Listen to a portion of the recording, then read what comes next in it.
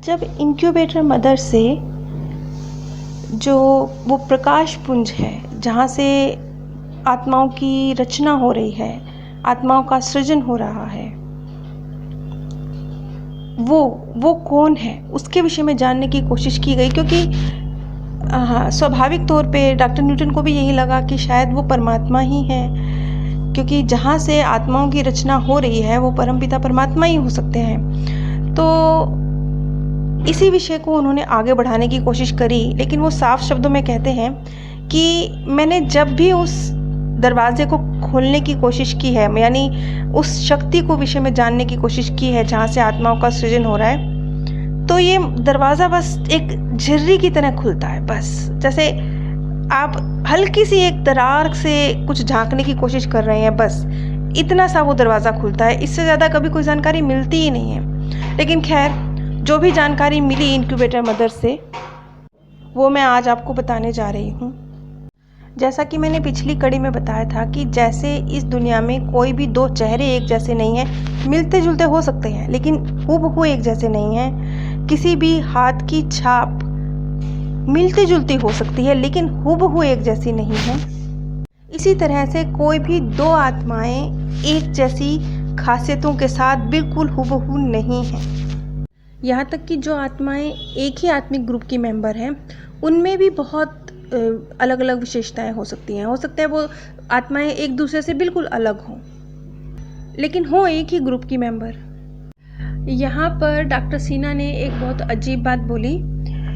इसे मैं आप लोग के साथ बिल्कुल एज इट इज़ शेयर कर रही हूँ, बिना कोई शब्दों में हेर फेर किए।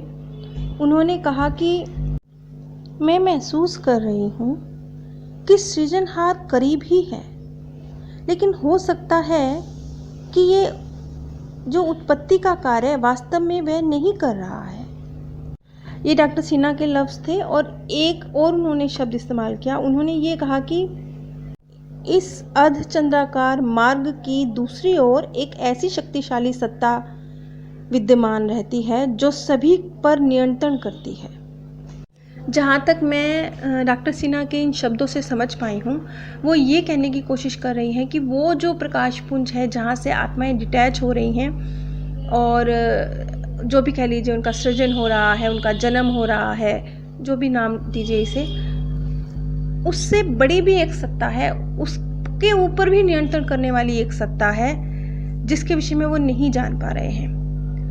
ये एक बीच में पेच आया क्योंकि अभी तक तो हम यही समझ रहे थे ना कि जहाँ से आत्माओं का सृजन हो रहा है शायद वही परमात्मा है। लेकिन यहाँ पर डॉक्टर सिन्हा ने जो ये बात बोल दी कि नहीं, इसके पीछे भी कुछ है जो इस पर नियंत्रण रख रहा है।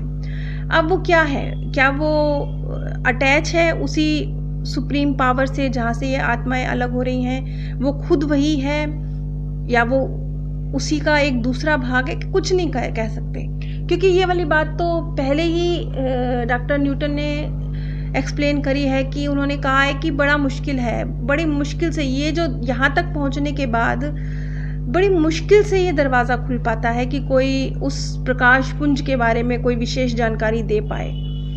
और अब यहाँ पर डॉक्टर सिन्हा ने जो ये बात कही कि इसके ऊपर भी कुछ है, इसके पीछे भी कुछ है जो इस पर नियंत्रण रख रहा है, ये इस चीज़ को और उलझा रहा है।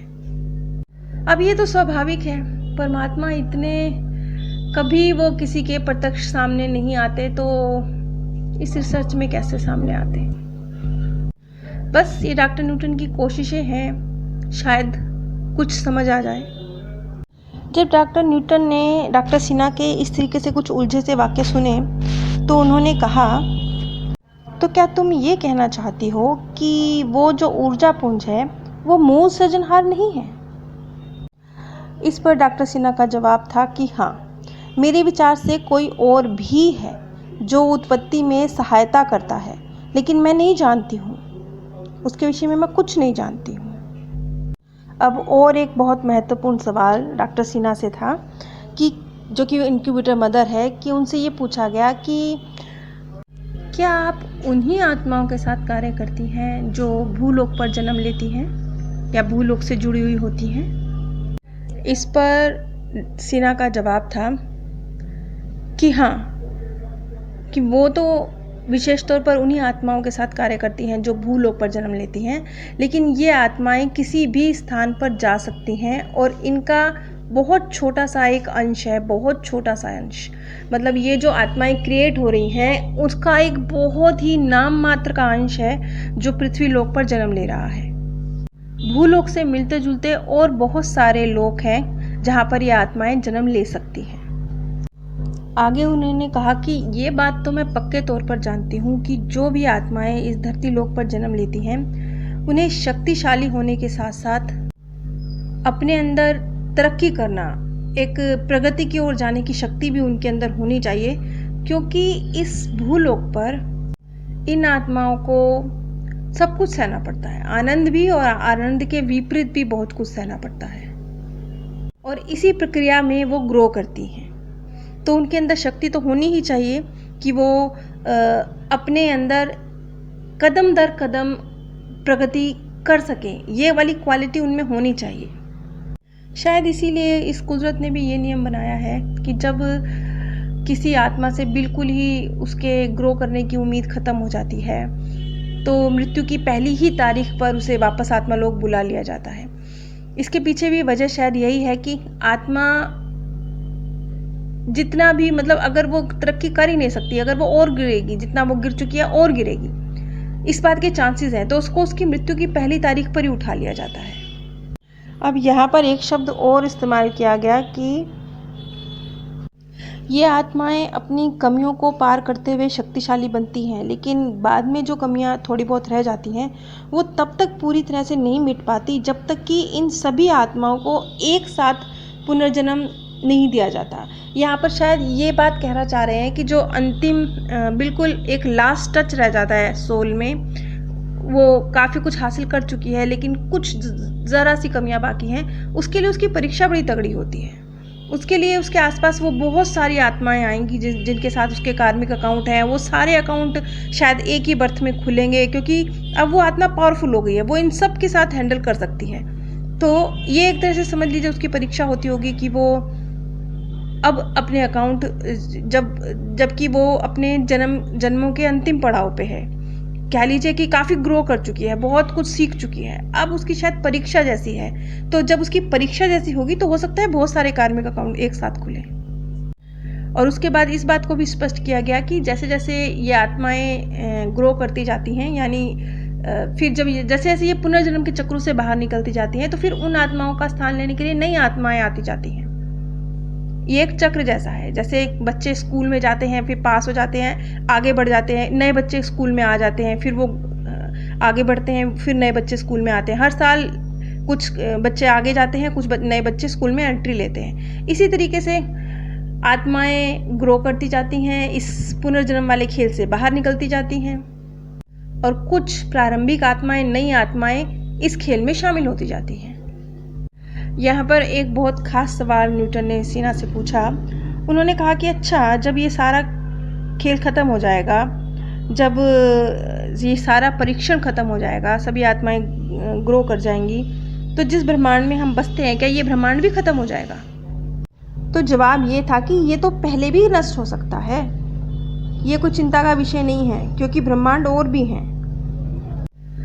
अब जैसे कि हम पहले भी कई कड़ियों में देख चुके हैं कि मिश्रित आत्माओं वाले केस में भी हमने देखा कि दूसरे प्लैनेट से आत्माएं आती हैं, और जब उनके प्लैनेट नष्ट हो जाते हैं तो वो और दूसरे प्लैनेट्स में अपने गुणों के मुताबिक, कार्मिक अकाउंट्स के मुताबिक जन्म लेती हैं।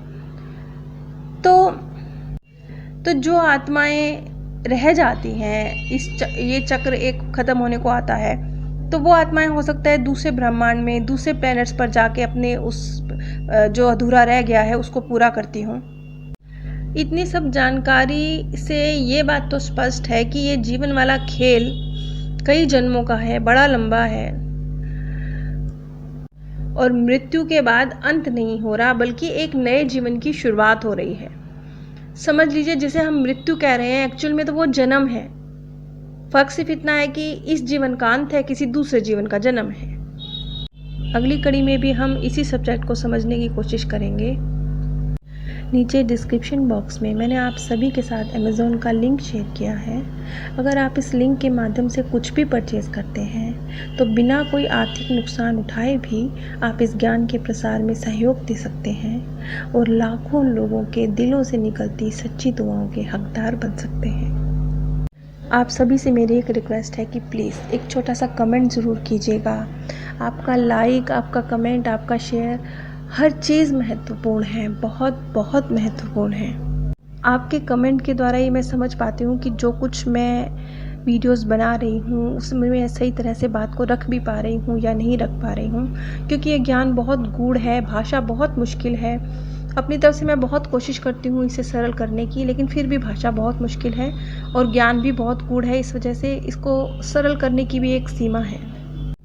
आप सभी से मेरी रिक्वेस्ट है कि मेरे second channel path of happiness, जिसका लिंक मैंने नीचे डिस्क्रिप्शन बॉक्स में दिया है, उस पर एक बार ज़रूर विजिट कीजिए। वहाँ पर बहुत सरल भाषा में ज्ञान की बात की गई है, बहुत कॉम्प्लिकेटेड ज्ञान की चर्चा नहीं की गई है, बहुत सरल भाषा में बात बताई गई है। आप सभी पर परमात्म सौंदर्य, प्रेम और आनंद सदैव बरसता रहे। आप सभी दिव्य परम धाम में स्थान प्राप्त करें। जब इंक्यूबेटर मदर से